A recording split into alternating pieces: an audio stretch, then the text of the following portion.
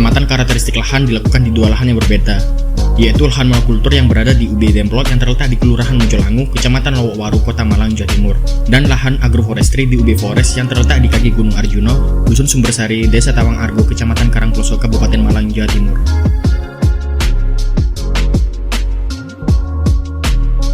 Berdasarkan hasil pengamatan pada lahan monokultur tanaman tebu di UB Demplot, didapatkan bahwa tekstur tanahnya liat, struktur tanahnya granular, serta konsistensi tanahnya tidak lekat, agak plastis dan tebu. Kemudian, berat isi tanahnya sebesar 1,86 gram per cm kubik dengan warna tanah yang memiliki Hu 7,5 YR dengan value 2 dan kroma 1. Selain itu, ditemukan pula defisiensi unsur kalium pada tanaman tebu yang ditanam.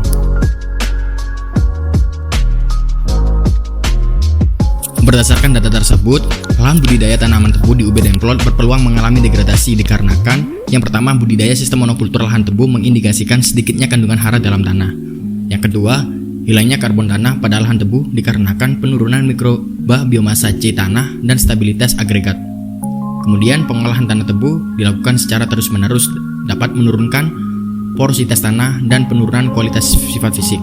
Setelah itu, ada pembakaran bekas panen tebu pada saat setelah panen juga dapat mengakibatkan biota tanah menjadi mati dan mengakibatkan penurunan kesuburan tanah.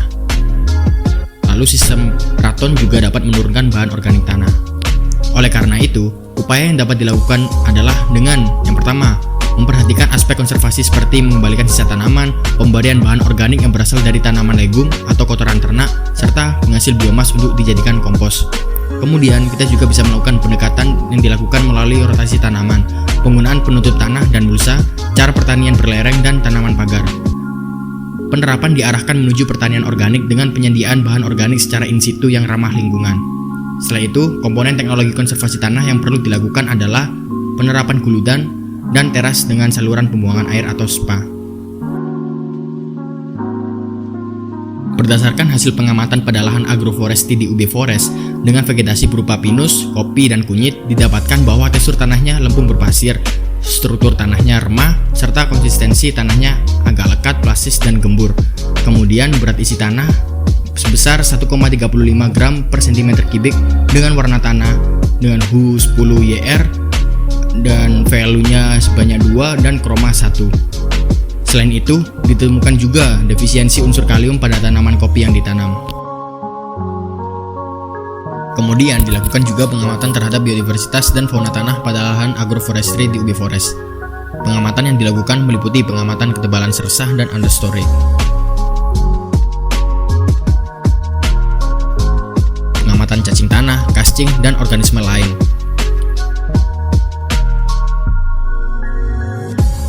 Kemudian pengambilan sampel tanah untuk percobaan denaturasi.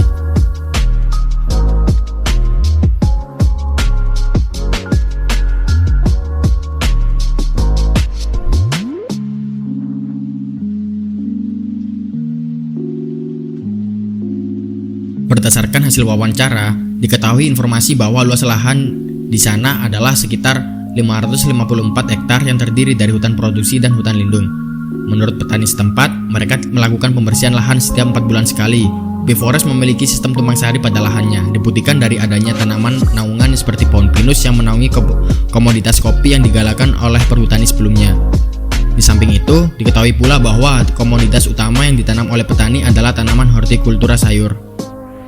Tidak banyak hama dan penyakit yang ditemukan di lahan UB Forest ini karena sistem tumpang sari yang digunakan yang dapat menurunkan jumlah hama dan penyakit yang menyerang. Data hasil pengamatan biodiversitas dan fauna tanah pada lahan agroforestry di UB Forest adalah sebagai berikut. Berdasarkan data tersebut, lahan agroforestry di UB Forest berpeluang mengalami degradasi karena tanah pada lahan UB Forest memiliki berat isi tanah sebesar 1,35 gram per cm kubik. Hal ini menyebabkan lahan tersebut berpeluang mengalami degradasi karena melampaui nilai kritis untuk tanah yang sehat yaitu 1,2 gram per cm kubik. Berat isi tanah yang melampaui nilai 1,2 gram per cm kubik akan menyebabkan pemadatan tanah dan jika tidak dikelola dengan baik maka akan menyebabkan lahan tersebut terdegradasi. Oleh karena itu, upaya yang dapat dilakukan adalah dengan yang pertama, adanya pemetaan tanah yang terbagi dalam 3 kategori yaitu rendah, sedang, dan tinggi yang selanjutnya dilakukan remediasi menggunakan mikroba. Di samping itu, pemupukan yang berimbang atau dianjurkan menggunakan pupuk organik untuk meningkatkan efektivitas penggunaan pupuk anorganik yang akan membantu memulihkan produktivitas tanah yang sebelumnya mengalami penurunan kesuburan tanah atau terdegradasi. Sekian merupakan hasil pemaparan dari kelompok kami. Apabila ada salah kata, kami mohon maaf. Terima kasih telah menyaksikan video ini.